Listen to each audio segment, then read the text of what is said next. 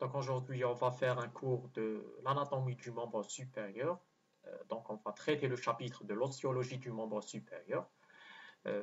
Puisque vous êtes nouveau, donc je préfère d'expliquer les notions d'une façon bilatérale. Donc je vais utiliser les termes en français et en arabe en même temps. La première couche que je vais l'expliquer, elle sera d'une façon très rapide. Donc je vais expliquer les notions d'une façon très rapide, puis je vais détailler pour la deuxième couche, je vais expliquer les termes en français, même en arabe, afin de vous éclairer les choses. Allez, on commence. Pour la clavicule, comme définition, c'est un os long. Donc, bien sûr, il forme avec l'omoplate ou bien la scapula, la ceinture scapulaire. Bien sûr, pour la situation, pour la topographie, elle est dite antéro-supérieure du thorax. Pour les articulations, on a deux types d'articulations, soit en dehors, soit en dedans. Bien sûr, en dehors, elle s'articule avec l'acromion de l'omoplate, et en dedans, elle s'articule avec le sternum et le premier cartilage costal. Bien sûr, pour la description, la clavicule, elle présente deux faces, deux bords et deux extrémités. Pour les faces, on aura la face supérieure et inférieure. Pour les bords, on aura le bord antérieur et postérieur. Pour les extrémités, on aura les extrémités, une extrémité médiale et une extrémité latérale. Allez, on commence par la face supérieure. Donc, c'est une face qui présente des rugosités. Donc, c'est une partie solide d'une surface, d'un os, bien sûr. Donc, la face supérieure présente des rugosités musculaires. Bien sûr, pour les muscles sternocléido-mastoïdiens, le deltoïde et même le trapèze. Donc voilà les muscles de la face supérieure. Le sternocléido-mastoïdien, le deltoïde et même le trapèze. Bien sûr, pour la face inférieure, elle présente une gouttière. Bien sûr, le terme gouttière veut dire tout simplement un petit canal du subclavier. Donc le muscle subclavier va s'insérer au niveau de cette gouttière. On aura le trou nourricier ou bien le foramen nourricier, c'est tout simplement le lieu de passage des différentes artères, des veins et même probablement des veins, plutôt des nerfs. Voilà. Et on aura comme une autre structure, c'est la tuberosité costale. Donc tout simplement la tuberosité, c'est une partie prééminente. Donc la partie proéminente, bien saillante et arrondie d'un os. Donc une tuberosité costale. On a même la tuberosité coracoïdienne. Donc la tuberosité coracoïdienne, c'est tout simplement la ligne du trapèze, c'est le lieu d'insertion du ligament du trapèze. Et même on aura le tubercule. Donc le tubercule, c'est tout simplement un petit nodule arrondi au niveau de l'os. Donc le tubercule conoïde pour le ligament conoïde. Et même l'empreinte, bien sûr, pour l'insertion du sternocléido-hyoïdien. Ce n'est pas mastoïdien, mais hyoïdien. Le bord antérieur, donc on aura au niveau du bord antérieur l'insertion du grand pectoral et même le deltoïde. Pour le bord postérieur, voilà. Pour le bord antérieur, je n'ai pas expliqué une notion, donc la convexité des deux tiers médiales, c'est pour le grand pectoral. Voilà. Les deux tiers médiales, la convexité des deux tiers médiales, donc c'est pour le grand pectoral. Et la concavité, donc le tiers latéral, c'est pour le deltoïde. Donc au niveau du bord postérieur, on aura une concavité médiale, c'est tout simplement le sternocléido-mastoïdien. Et l'inverse, une convexité qui est dite latérale, donc le tiers latéral pour, bien sûr, pour le trapèze. Bien sûr, on aura deux types d'extrémités. On aura l'extrémité latérale qui est dite aplatie, donc l'extrémité latérale aplatie.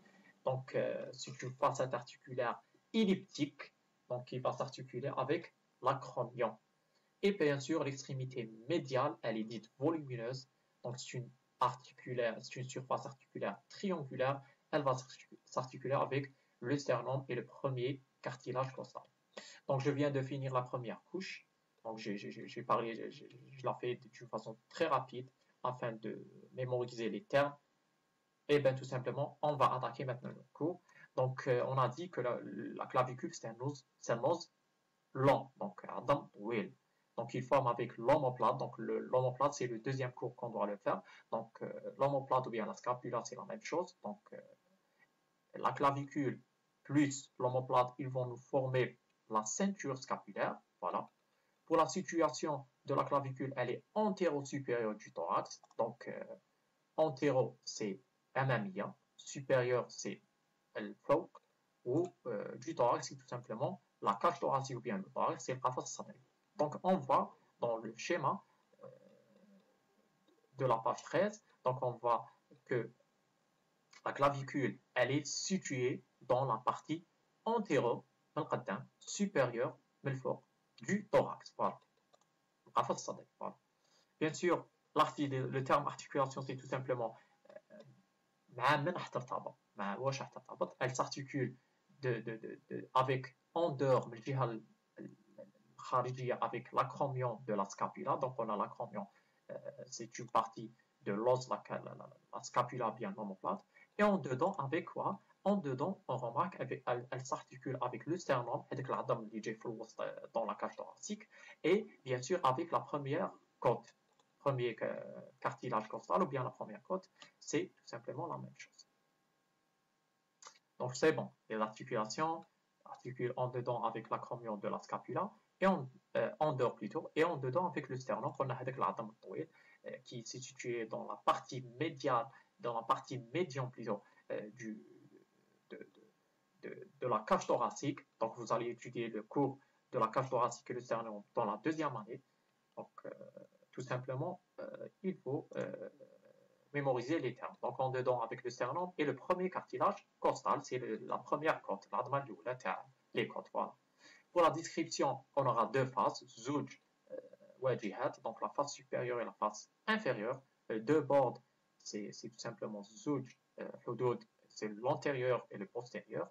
Deux extrémités, c'est médial et latéral, zouj nihayat ou la zouj nihayat, voilà, médial et latéral. On a parlé premièrement de la face supérieure. Donc elle est constituée de quoi? Donc la face supérieure, c'est le lieu de l'insertion des différents muscles, des trois muscles qui sont le sternocléidomastoïdien, le deltoïde et même le trapèze. Donc voilà, la face supérieure, l'wajiha, c'est le lieu d'insertion où les muscles qui sont le sternocléidomastoïdien et le deltoïde et le trapèze وين راح يرتبطوا في الجهة الفوقية. Voilà. La face inférieure, c'est tout simplement, on a le terme rugosité musculaire, c'est donc le terme rugosité, c'est une partie solide. Voilà. Donc elle présente des rugosités, des parties solides d'une surface de l'os, bien sûr. Donc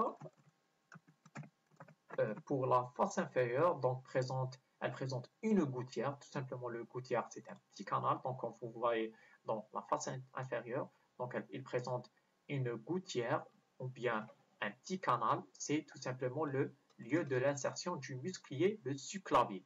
Le subclavier, donc le muscle, la gouttière du subclavier ou bien sous-clavier. Donc le terme sub ou bien sous, c'est la même chose. C'est taht, subclavier c'est sous-clavier taht, la clavicule.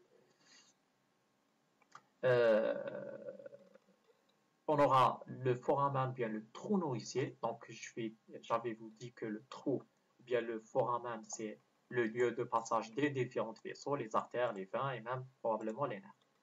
Donc, le trou nourricier. On a nourricier, relevé, parce que tout simplement, voilà, c'est le lieu de passage des différentes artères. On sait que au niveau des artères, au niveau des veins, on trouve quoi? On trouve tout simplement les nutriments, l'oxygène, etc.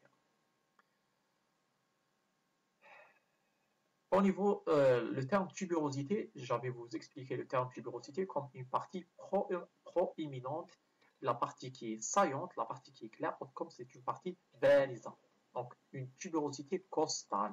Une tuberosité costale, c'est tout simplement le numéro 14, c'est une partie balisante. Donc la tuberosité, c'est une partie balisante, elle est arrondie bien sûr. C'est pour l'insertion du ligament costoclaviculaire. Voilà. Et on aura la ligne du trapèze où il y a la tuberosité coracoïdienne. Donc la tuberosité coracoïdienne, c'est tout simplement pour l'insertion du ligament trapézoïde. Donc, le ligament trapézoïde. On aura même le tubercule conoïde. Donc le tubercule, c'est un petit nodule. Donc vous remarquez que les termes gaïd chapeau taliban, mais ils ont des définitions même probablement, probablement les mêmes, bon, pas les mêmes, mais en général, il faut connaître la différence entre ces termes. Donc la tubérosité conoïde, c'est tout simplement pour le ligament conoïde. Donc je vous conseille de mémoriser juste les termes parce que tout simplement, les différents ligaments, les différents muscles, vous allez les étudier en myologie et arthrologie dans le deuxième trimestre. Donc ne vous inquiétez pas. Ne vous inquiétez pas. Donc voilà. Donc le tubercule conoïde, c'est le de l'insertion du ligament conoïde.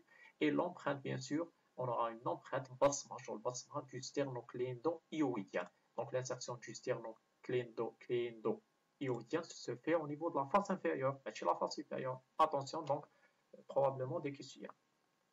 Bien sûr, le bord antérieur, on a parlé déjà. Le bord antérieur, donc il présente deux parties.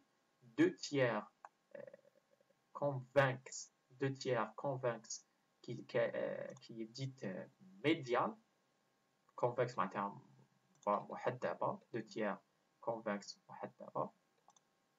C'est pour le grand pectoral. احنا على بالنا بلي le muscle grand pectoral كبير, le pec tout simplement كبير, donc يحكم le deux tiers médial qui est la partie convexe. Et bien sûr, une concavité, c'est مقعرة, العكس تاع convexe, c'est concave, concave, c'est tout simplement pour le muscle qui est le deltoïde.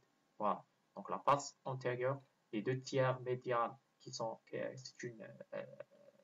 le bord au niveau du bord antérieur, elle est convexe, donc comme on voit dans l'image, elle est convexe, et pour l'insertion du muscle grand pectoral. Et bien sûr, le tiers latéral, il est concave, c'est pour l'insertion du deltoïde. Bien sûr, pour le bord postérieur, c'est tout simplement c'est le lieu de l'insertion de deux muscles, c'est le sternocléidomastoïdien et le trapèze. هنايا في le postérieur, mémoriser, c'est l'inverse. C'est les deux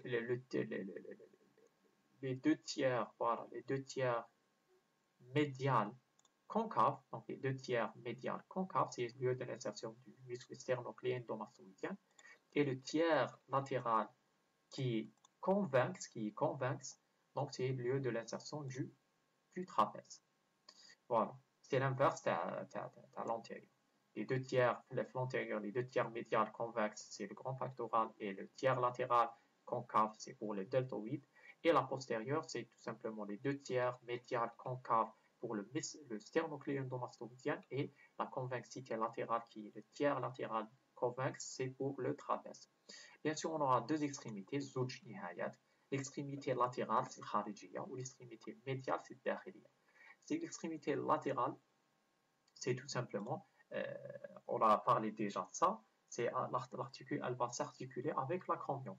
Bien sûr, cette surface, qui m'a dans l'image, elle